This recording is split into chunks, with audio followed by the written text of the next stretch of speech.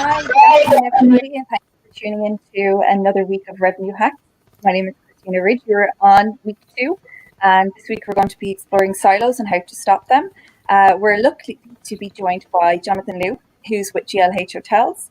And don't be afraid to ask us questions. You remember you can tune in to us live here on LinkedIn, on Facebook, and on YouTube. So we're coming at you from all angles of social media today. So we're just going to go around the room and have a quick hello from everybody, and then we'll just have a quick recap on last week, and we'll get cracking with our questions for Jonathan, because I'm sure everyone does have a lot of questions. If you have questions, don't be afraid to pop them into the chat box on YouTube, Facebook, or here on LinkedIn.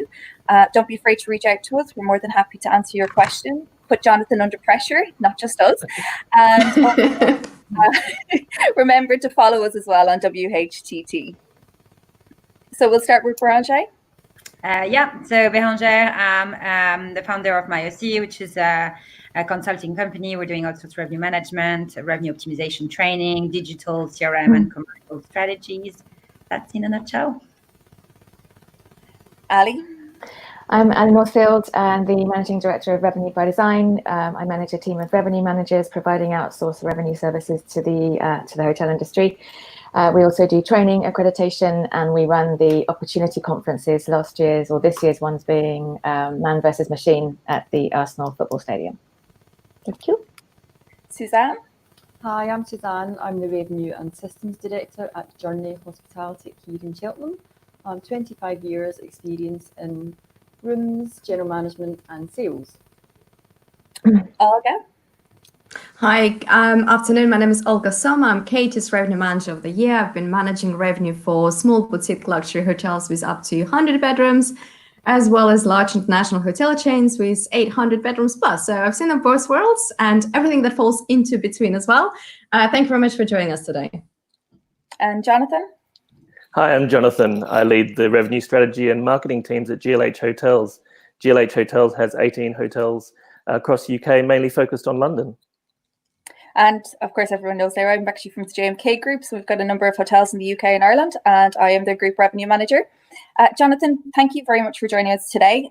We thought that this was a great topic to cover, especially as last week we covered market segmentation, distribution, and different areas that revenue managers can look at to be able to fix kind of the gaps at the moment and to be able to help drive towards the future.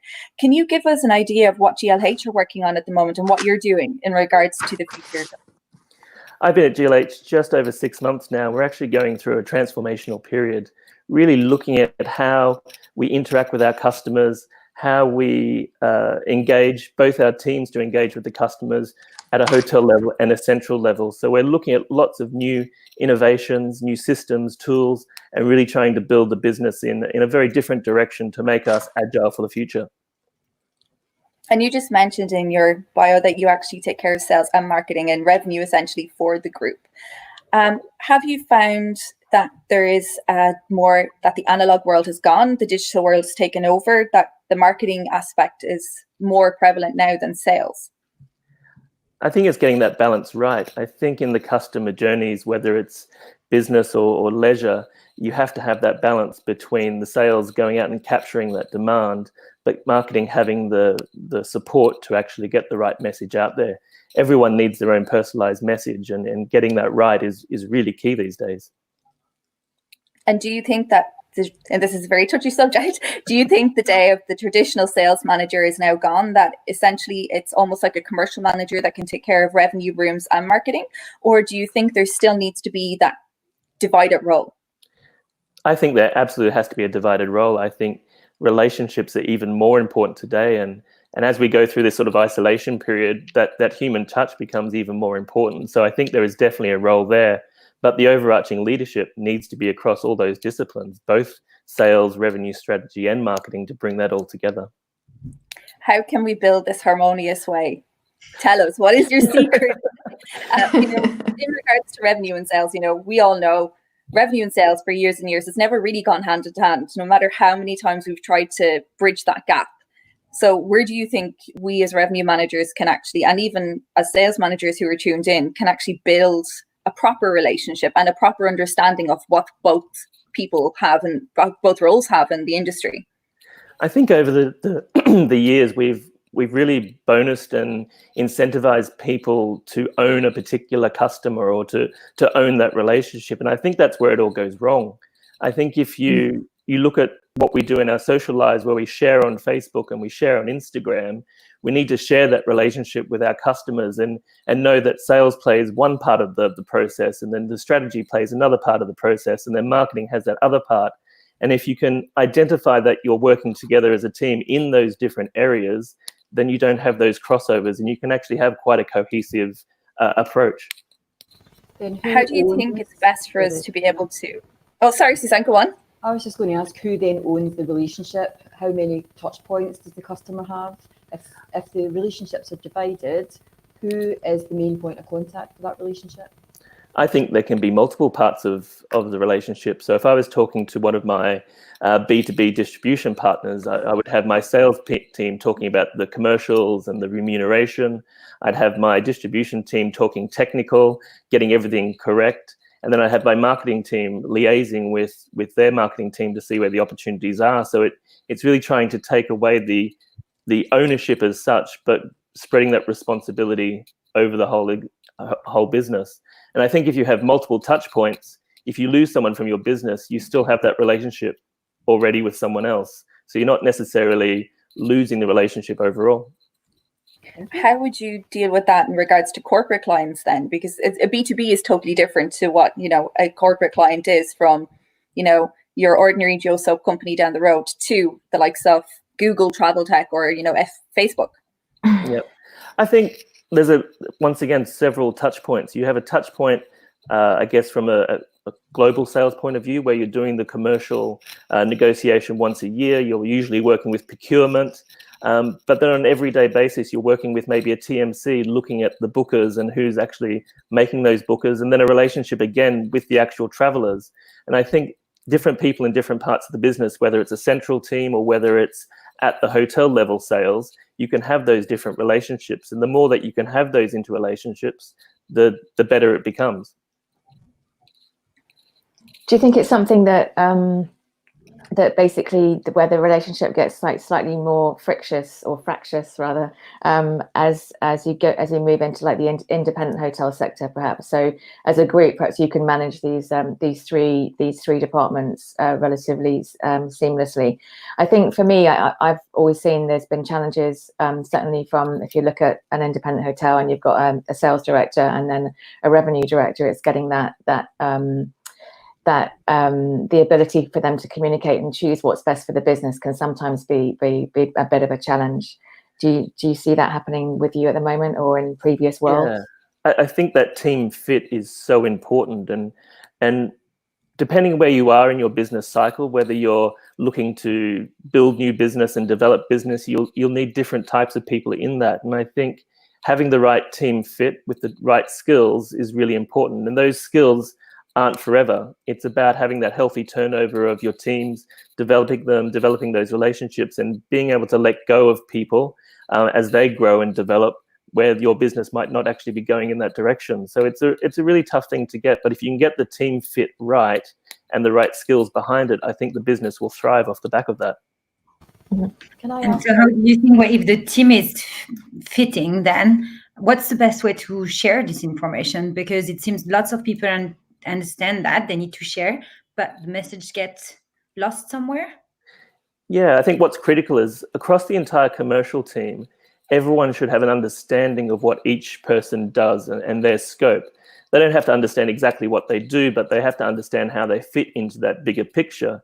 Because sometimes when I look at some teams and sales are maybe doing something that marketing is also doing, and there's that sort of crossover, and all of a sudden you start to replicate and duplicate, and you lose some of that efficiency, and the customer can get confused if marketing is saying one thing and sales is saying another. It's trying to get that blend. So I actually have my teams doing cross-training across each of the different areas. So on a monthly basis, I'll have my distribution team join a marketing meeting, so they actually understand how it all comes together. And I think that's really helpful for the team, because they're growing, they're learning, they're understanding more. And as you move to the top, I think you need to be more overarching and commercial. So you can't necessarily just specialize in one field, whether it's marketing, revenue strategy, or sales. And you just touched on that. In order to make things work harmonious, Do you think the likes of the sales managers today and digital marketing managers today should have a lot more focus on the actual room side as well, on room profitability, RevPAR, and even just the cost of acquisition of the rooms to actually get that better, harmonious, seamless working environment? Or do you think it should still be a case that the revenue manager should be the only person and the GM that should be the only person that kind of deals with this? No, I think we need to share that information. The cost of sale and acquisition and transactions is growing, and that's not going to change. We're going to be looking to find different channels, and lots of other intermediaries will come in to try and help us find that. And obviously there's a cost to that. They have to make money. So the more that we can look at that net contribution and the understanding of revenue versus profit is really, really important. I have a question to Jonathan. Jonathan, you very rightly mentioned that historically departments have been incentivized differently and had their own personal goals. In your team currently, did you manage to achieve, and I agree that sharing information, communication is key here, but is your team still incentivized differently, or they have one mutual KPIs, or they still have different KPIs? What's your current situation? We're actually going through a transition period at the moment. So where we are actually identifying a brand new bonus structure. At the moment, we are separated into each individual areas, but as part of the reorganization and looking at responsibility, we're looking to have a percentage of the total bonus based on the team effort or the group effort, how we perform, and then having those specialities and responsibilities rewarded in the individual roles themselves. And when you were unpacking that, Jonathan, sort of just as you say, you're going through this this sort of reorganization or restructuring, and not restructuring, sort of a reformulation.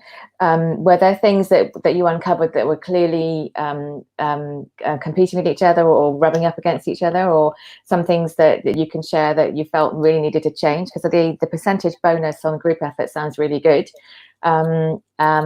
Sounds might be challenging to manage, but it'd be really interesting to understand kind of like what you really wanted to get rid of, if you can share that.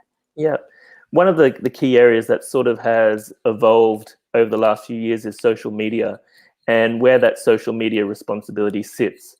Is that a commercial responsibility? Is it purely marketing? Does it sit at the hotel? Does it sit centrally? And we're just working through that now and looking at how we can make the most of that from a central level where we can understand and plan all our media and stories, and taking that responsibility away from the hotels so the hotels can focus on the customer there and then, rather than having to worry about all the different touch points that they don't necessarily have full control over. Okay. And we were talking about digital before. For many hotels, I think they struggle with where they put the transactional digital marketing effort. So have you sorted that out with your teams, or did you struggle as well with that? Sorry, carry on. Well, we made a decision to sort of move digital into its own pillar. So yes, it sits within marketing, but it has its own team. And we basically split the team into three, where we have someone who is tasked with just driving traffic, looking at acquisition, and that has a key focus. The next team is all about user experience and conversion and trying to make that traffic convert as easily as possible. And then the last person is looking after the retention. So looking at how we interact, how we engage once they've made that booking, and then either coming to stay and after stay. So having those three disciplines has really made it quite an easier focus for the rest of the organization to understand and to work with. Okay, and how does that interrelate with the revenue function? So, for example, there can be times when the digital function could work in direct opposition to what the revenue manager or director is trying to achieve, and that can be really frustrating for both sides. So, how do you manage the real communication? Do you have like reporting structures or meetings, or how does it actually work? Yeah, we have a couple of different meeting schedules that really bring everyone together to understand where we're going. So on a fortnightly basis, we have a content meeting. So we're looking at our calendar for the next 12 months by week, understanding what stories, what narrative we want to put out to our customers, where the need periods are. And the revenue strategy team is feeding in those needs. And then we're formulating what that needs to be and then pushing that out. I think taking that approach and then looking every week at how that has performed. Do we need to change the message? Do we test a little bit differently? And to see those results is really, really helpful. I think having that distribution, the revenue team and the marketing team in that same meeting really brings that together, and everyone gets to share how things can actually work. Because a lot of the time there'll be some great ideas that technically can't be put in place because of systems and tools and things like that. So it's trying to get that balance with what can we do, what can't we do, what is the most effective. Yeah, that was going to be a follow-up question, because I'm like keen to understand, like, technically what kind of data can you actually produce automatically, or are we still sort of like wrestling with Excel sheets to get this data together amongst the team? Excel's still there. It's not going anywhere soon, but we are working on trying to bring all that data together. We're actually just testing our data warehouse at the moment, but we're bringing lots of different sources in, because it's really important across the business that we're looking at the same data and taking the same learnings from that. That comes down to segmentation as well, and making sure that we're all working on a segmentation that we can all agree on.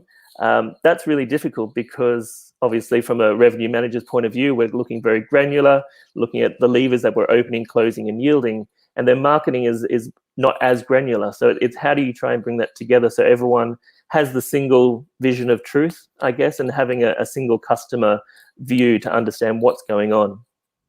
Jonathan, I was going to ask how you track and measure that. So from a digital perspective, there's lots of different functionality, and there's conversions, and it can be complicated for people. So how do you then track and measure what comes through your digital channels to what actually hits your business on the books? It's really difficult. We've actually just gone through in December and resegmented the entire business, trying to re-look at the business how a customer would see it, rather than looking at it as we would traditionally see it, because we want to be talking to the customer, not talking to a segment. As part of that, we've brought in the digital tools, looking at the conversion.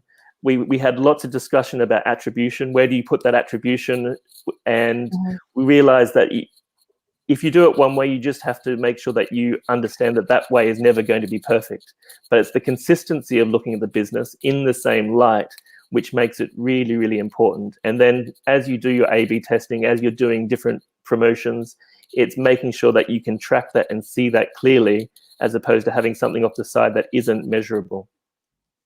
And so are you sharing all these results with the team on a regular basis? Then how do you make sure that the team is involved and keep on working towards the same goal then?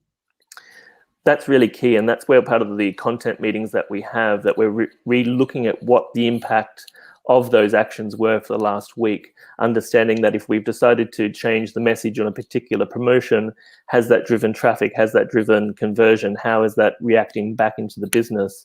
Also looking at cancellations, because most of the topics that we look at, the metrics we look at from the digital side is all about booking, and you don't necessarily have that matched up into the actuals and what happens at the hotel in terms of cancellations and no-shows. So that's part we're still trying to get our heads around, but working towards some sort of solution there.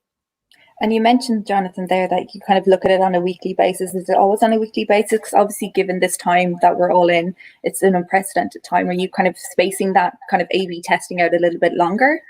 We are. I mean, the traffic that we're seeing has reduced significantly, so you don't get the results as quickly as you would before. But it's also looking further afield. It's looking at some of our other industry, understanding the behaviors of what people are doing. Obviously, people are spending a lot more time online, whether it's shopping or being entertained. So how do we tap into that? And what we've really tried to do with our social media is keep talking about experiences about London. What do you miss about London? What's coming up in London, rather than actually focusing on who we are as a hotel, because that's just not viable right now. You're right in establishing emotional connections with the guest and everything, but do you find that, you know, we've been working quite hard to get that emotional connection with a guest for quite some time. Social media has a fantastic play in that. Do you think that eventually we'll go back to being more transactional, or do you think this is the wake-up call for us all, that we're telling a story, an emotional story, we're capturing the guest in? I think this is a great opportunity for change. I mean, we're not going to have or hopefully we won't have this sort of situation again in our lifetime, where we can actually just sort of sit back, have hotels closed, and work on a strategy to reopen. I think this is a real opportunity to make major change, but it's only for those who are brave. Not everyone's going to be sitting there being able to do that. Being a small hotel company of only 18 hotels, we have a bit of size, but we are still agile enough to make changes and to do things differently. We just had a question there that was actually asking, how can we encourage our teams to work together and learn from each other in the future? One of the things I do is when we're putting projects together is taking individuals from different teams and throwing them together. I think putting them in different situations where they can actually build a friendship and a way of working is really, really important, as opposed to just having functions doing their own little parts in each of those different projects. I think also with our meetings that we have, bringing different teams together at different points in time just to see what the other team is working on is really important as well. For a small group like us, it's quite easy to do and possible. Obviously, for bigger groups, it's a little bit more difficult. But also bringing in guest speakers and having different people from the industry and suppliers come in and have STR talk to my marketing team as opposed to the revenue management team. It's getting things like that can really broaden people's understanding of the whole business so they can grow and learn as well. Jonathan, on this point of cross-training, and you mentioned that your team spend time in different departments and join meetings together. Have you seen revenue managers maybe learning some new skills or tricks from marketing gurus and maybe kind of running with it or taking those tasks kind of upon themselves? I would like our audience to take away some more practical skills and maybe something in your practice and your experience that you've seen work really well. And there is right now probably less distinction between departments because we kind of all support each other. What's your view on this? Yeah, I think that understanding is key. And I think particularly when you're looking around meeting and events and having the sales and the revenue teams working together and understanding that it's not necessarily just a transaction. What are the elements that the meeting and events people are looking for? What's the experience? The more questions that the sales team can take from those customers and pass on to make the right pricing decision is really important. I think that opens up a lot more back and forth and negotiation rather than this is your rate, take it or leave it. I think that flexibility is really important for a customer as well. And do you think that's something that we all have to, obviously this is still a work in progress and it's always going to be a work in progress, but do you think that's something now that revenue managers need to be a lot more flexible and focused on helping sales rather than trying to protect themselves? And do you think sales also needs to kind of learn properly the mindset of a revenue manager, how we as a revenue manager are always guided towards occupancy and revenue and finding that proper balance rather than going for what sales would normally traditionally go for, occupancy, just let's go for volume, Especially now, relationship has a value and that value is translated into revenue. Coming from a London market where 85-90% occupancy year round is normal, we're going to a market where it's 20-30%, hopefully at its worst, where relationships really are key to get further market share, to bring extra business. I think having that strength of understanding from a revenue manager's point of view that sales can lean on a relationship to get that revenue from a competitor is really important. It's probably something that hasn't been a focus of the last few years, but it is definitely at the forefront now. So do you think those three teams will have to work on a kind of like a rolling commercial strategies in the next few months? How would you set up that to make sure that people, whatever team, is not signing up FITs or whatever just for the sake of filling the hotel, but really thinking ahead altogether? It's time for a very granular plan, and what we're seeing at the moment, because we have so many of our team furloughed, there's only a few of us left in the business who are working on these plans, and we have to articulate as much as possible. So as we bring people into the business, we can get them up to speed on the plan as quickly as possible. As we know, we don't really know when we're going to reopen. We don't know what that's going to look like. So we don't know when all our teams will be back on site. So having that detail and being able to explain that easily is really important, and especially around pricing, around occupancy. Those key measures where perhaps we focused on pricing a lot more beforehand is now swinging back in that other direction to drive occupancy. And people are talking about whether or not moving out of this crisis, it's going to be an ADR-driven strategy or an occupancy-driven strategy. And that sounds very, very blunt in terms of describing it. But where do you see the risk in either or of those? And where do you feel that it's what do you feel is the best option from your perspective? I think it has to be balanced. We're taking a very balanced approach with our headline pricing and to maintain where that pricing was, but then to use tactical promotions using different channels to really boost the volume where we need it. We traditionally would see a busy October, November in London. We'd expect to see, if there's corporate and other industries opening up, that we would see some of that coming back, but we would also know we need some volume from the leisure markets. I think critically for London also is that not all our business is domestic. We have a very high international flow, and it really depends on those countries. I mean, hopefully Europe will open up first. Asia, the main hubs, are starting to see some growth there. US is probably going to be the last of the countries to come back in terms of that strong volume. Mm-hmm. And what is your take, or what is your recommendations for people to be able to sell experiences and rooms at this time for the future? Out of curiosity, because, you know, a lot of places will still have travel bans. Spain will have them, the US will have them. And I think Eastern Europe, a lot of other places in Europe will be kind of like the first places to open for us. What's your recommendations to people to be able to kind of sell packages and almost target the luxury market as well as the generic market, the transient discount traveler? I think you have to realize that people are traveling to London for an experience or a reason. It's not necessarily staying at the hotel. So how can you tap into those partners, whether they're attractions or theatres or shopping? How do we make the value of coming to London look great? And then, by the way, we have a hotel there for you to stay at as well. It's really trying to focus on that motivation of the customer and to bring that back into London as the key driver. How do you bring that alive on the various channels? So how do you actually create that experience and the emotional engagement that you need to convert the guests to your hotels as well as the London experience? I guess there's different ways through social media that you would talk more about experience and linking through to different events and things that you can do, and then being more transactional as you bring them onto your own website and encouraging to get through that book flow. I think there's also many ways through our partners, whether it could be transport, trains, probably not flights for the moment, but trains definitely coming into London. What are they doing to drive their business? How can you tap into that? How can you tap into their databases and do partnerships with them to add value to their people as well?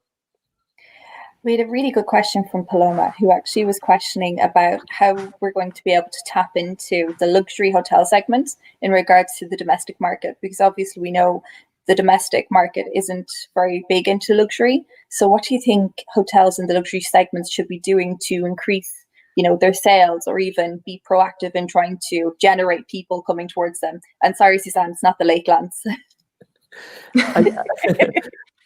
I guess it's really understanding what is that luxury customer looking for, and usually it's detail, it's those soft touches. So what are those experiences that you can give from a touch point at a hotel rather than just focusing on product? Is it a personal welcome? Is it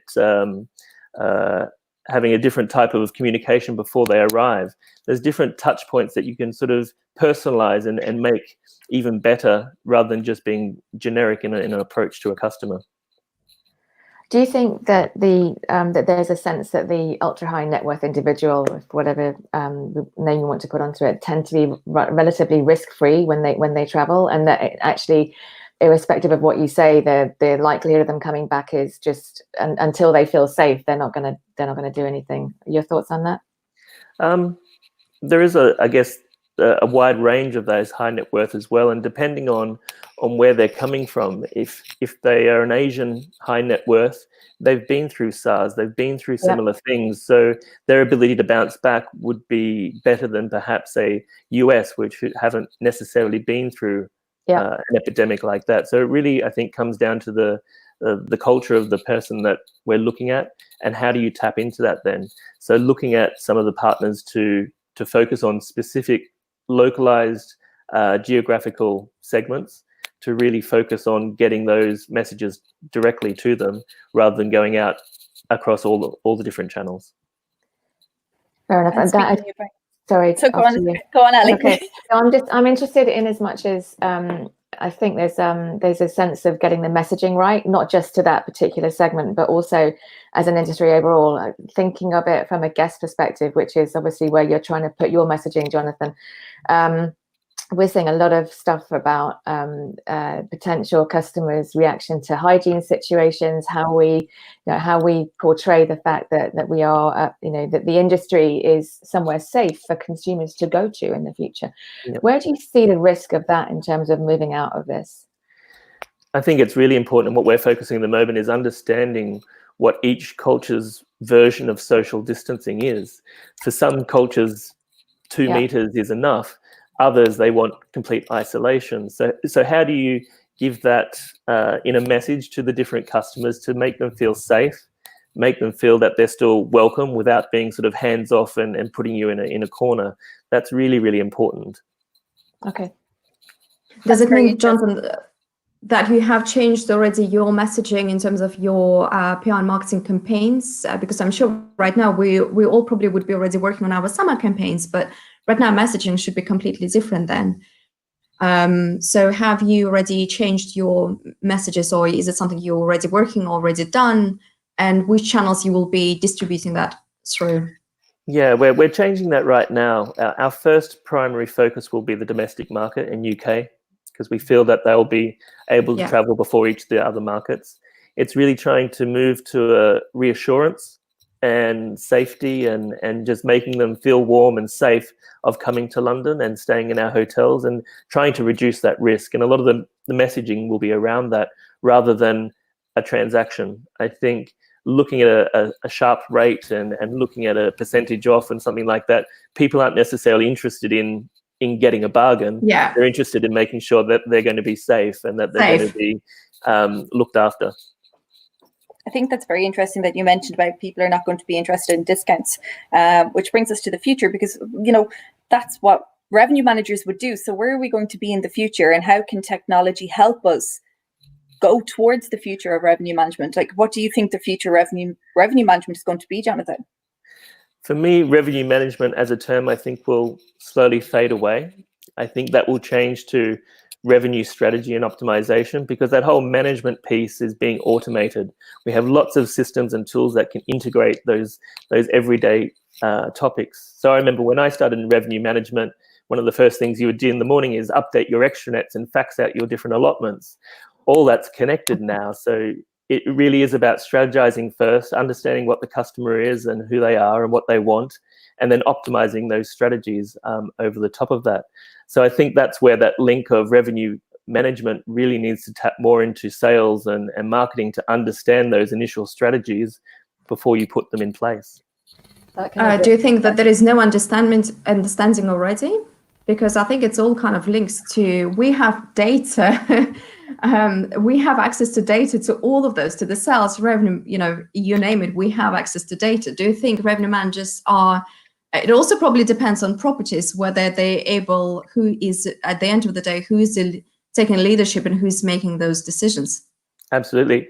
I guess with revenue management, we've had a really strong reliance on trends, on historical performance, looking at how that all happens. But as we come out of this period, we have nothing to reference back. This has never happened before. So we probably have to lean more towards marketing to get those trends overall, looking at travel, looking at search, looking at what's happening within the market more so than what we've done in the past by looking at that specific granular data.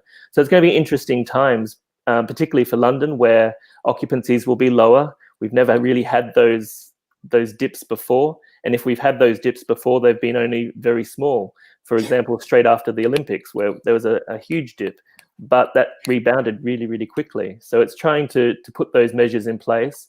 And then you're also dealing with a very different market. How many hotels will actually be open when you're open? How many rooms will they have? What will the government say in terms of occupancy? Maybe the government will limit occupancy based on your public areas and your ability to socially distance. So it's a very big unknown we're stepping into, and we'll have to lean on the industry overall rather than perhaps fighting between ourselves. I think that's the key to get the economy back on track for our industry. Can do you think, Olga, sorry, on your comment?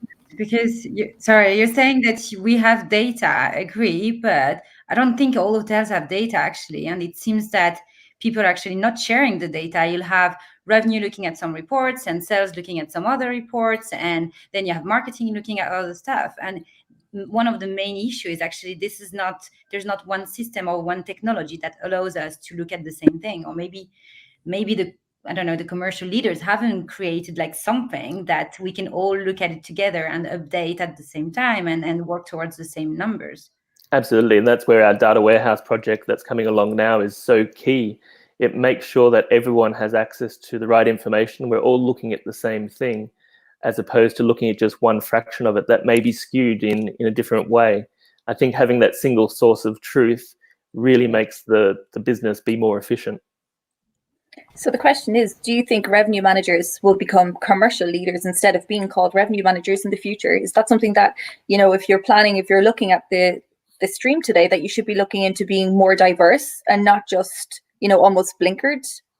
Yes, I think tomorrow's commercial leaders will come from revenue strategists. I think that is a great path to come through. When you're working in revenue management, you have access to the historic data, you have future data, you have forecast data, you're seeing the business as a whole, whereas some other disciplines may not look at that whole area and only look at maybe on the books or historics. So I think it's a great path for people to come through as a commercial leader. And then going even further, I think that the CEOs of the future will come through this same commercial leadership as well, rather than maybe the finance or operational backgrounds as previous CEOs have. And do you see, sorry, Suzanne, after you. The influence of the commercial manager and how you influence up to make sure that when your team are seeing a clear direction for the business that may jar with the board of directors or the operational directors, how do you influence them to see the light of your way? I think a lot of training, in my previous role, we did a lot of training around impact and influence.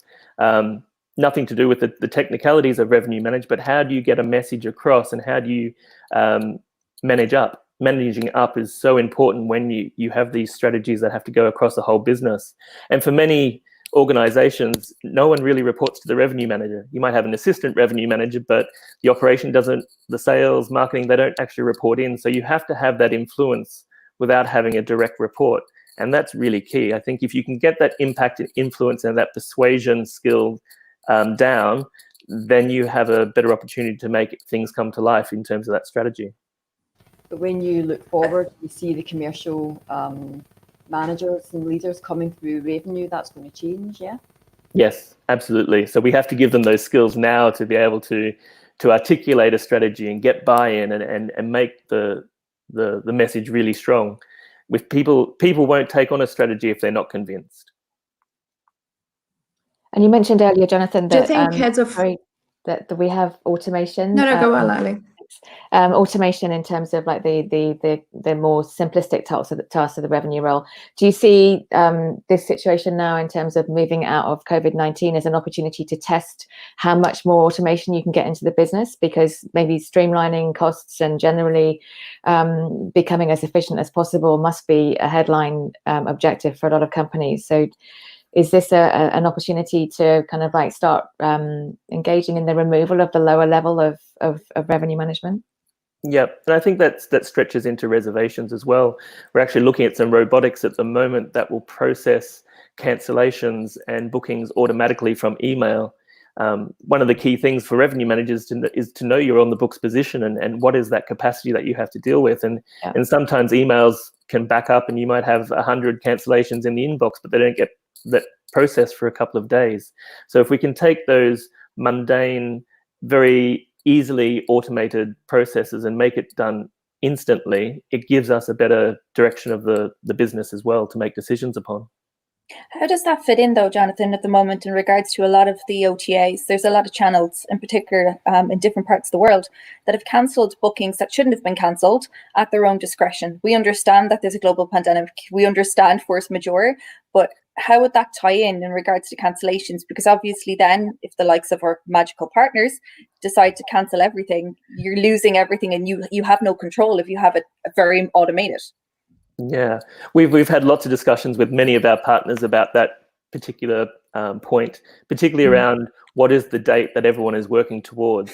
So we've come out with quite a flexible policy that we would refund up until the 30th of June for any stays, whereas some of the partners are only doing 7th, 10th of May. So it's trying to work between us, going who's going to be responsible for contacting that customer at those different periods. We're slowly working on a rotating 2-week basis. So everything within the next 2 weeks we're focusing on. And as we move along, we'll see how that goes. And it really depends for us on government advice now when we reopen. Do you think it's right, though, that the OTAs have been able to cancel pretty much everything? No. Just in your own opinion, yeah. No. That's what I was thinking. If you said something else, that was it. Your call was going to be gone right away. That was it. Olga, you had a question for Jonathan. No, I think it's just going to back to what we touched upon commercial strategy and who's ahead of that. I think something kind of to make a point, also general management, where do they sit it? I only worked with one general manager who had actually background in revenue management and had really good understanding of what a difference it made. And currently looking at the commercial leaders right now, their main background is actually sales. Do you still see, I think it's just kind of, we're dealing with historical issue here at the moment. I see it slightly changing. Would you agree with that? It's changing. It's definitely changing. You're seeing a different breed of general manager coming up, and you're seeing a lot more, I guess, trained professionals in hospitality. So they've gone through a specific hospitality course. They've had exposure to finance, to sales, to marketing, to the operation, and it's a more well-balanced individual that's coming across. And you see them coming up now, and in some of our hotels we've actually taken the commercial responsibility away from the general manager. Their pure focus is on the guest experience and interacting with that customer, and that way you have a centralized commercial team as a clustered hub to drive the commercial performance. And that's really great, because it gives a different focus to the general manager and how they work with their teams. And we see that coming through the customer reviews. We see a lot higher scores when the general manager is focused purely on the execution of that experience. I think that's the most important point, actually. The fact that the GMs that are in hospitality to deliver an experience have the opportunity to do it, and you bring in the high-level professionals. Not that the GMs are not high-level professionals, but they're different skill sets, and there's focus on the commercials, and that's where the success is every single time. We have one question from Turan. Merhaba Turan. He's actually in the Legacy Ottoman in Istanbul. I can't wait to go back. He's asking a question for all of us. Is it true that B2B prices are only sold on B2C channels? This is a very hot topic of conversation. I think this would be something to open the next week's episode with. I think we need to relabel this. I think rather than B2B or B2C, it's B2E. It's just B to everyone. There are so many intermediaries, and no matter where you put a rate, you need to have in the back of that mind that rate will come up online somewhere in the world. And I think if you streamline your pricing structures to give your structures integrity, then that's the best way to manage it, rather than having different small deals done to different players. Everything will get to online eventually. Yeah. And that's why revenue managers need to keep such a tight control of their channel distribution. Said like a true revenue manager, Olga. It's a hot topic. We knew that one. Yeah, I think it's an interesting topic to actually have a conversation about, and I think it's something that we will explore having a conversation about in the coming weeks. Be sure to stay tuned, because obviously we do have a lot of different topics of conversation. We are still taking questions. We are still taking ideas as well for a new topic for next week. We will be rolling on to episode 3, so don't be afraid to pop a message to us. Let us know, even offline.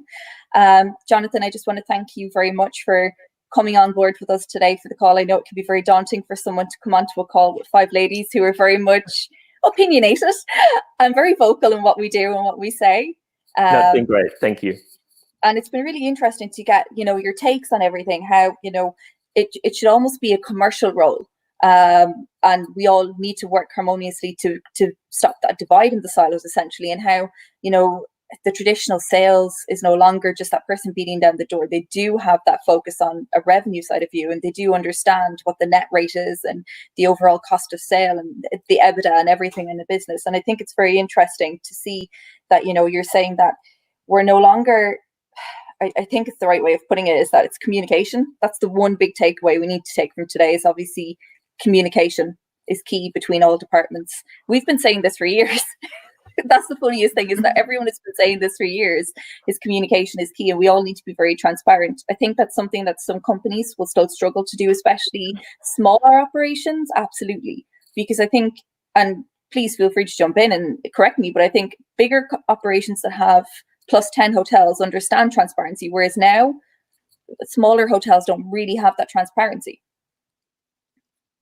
Absolutely. I think it's trying to make sure that you have a full understanding of where all those prices are going to. And if you don't know the full journey, you won't know where it ends up. So if you know where it ends up, you'll take a more careful approach and a more strategic approach in that. Another takeaway that we took from today, obviously, as well, is that we're no longer going to be called revenue managers. We're going to be called optimization and strategists, which is great. I'm going on LinkedIn to change my title in a while. My boss might not be happy, but that's great. And also how to kind of optimize every aspect of the business and just relook at everything that we're doing in regards to a sales approach, and to be a lot more proactive in dealing with the domestic market and how we're going to go with that. And it's not about discounting.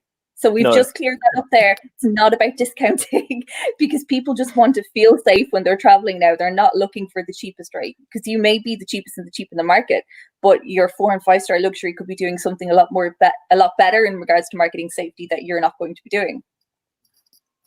Absolutely. No discounting. We'll check in a few months' time. Yeah, I know. Jonathan, thank you very much. And thank you very much for everyone to joining us today, especially on our teams everywhere across the world, and everyone who's logged in through Facebook, LinkedIn, and YouTube. If you've got questions, as I said, please don't be afraid to ask us. Make sure you connect with us on either one of the social media channels. We're there. We're always around. And don't be afraid to tune in next week. Thank you. Thanks.